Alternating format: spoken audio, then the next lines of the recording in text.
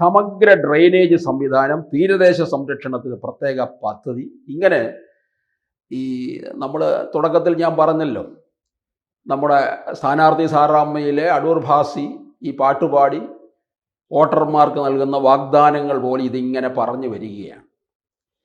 ഇതിപ്പോൾ എടുത്തു പറഞ്ഞതിൻ്റെ കാരണം, ഈ തിരുവനന്തപുരം നഗരത്തിൽ ഈ 101 വാർഡിലൊക്കെ മത്സരിക്കുന്ന പല BJP-ക്കാരൻ സ്ഥാനാർത്ഥികളെയും ഞാൻ ടെലഫോണിൽ ബന്ധപ്പെടുകയുണ്ടായി.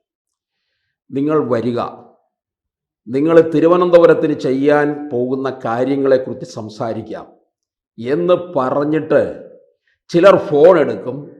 വളരെ നിരുത്തരവാദപരമായിട്ട് മാത്രമാണ് അവർ പ്രതികരിക്കുന്നത്.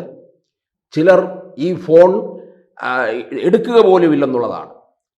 ശരിയാണ്, വോട്ട് തേടി നടക്കുകയല്ലേ, ഇവരുടെ കൂടെ കുറേ സിൽബന്തികളുണ്ടല്ലോ, ഇവർക്കെടുക്കാമല്ലോ.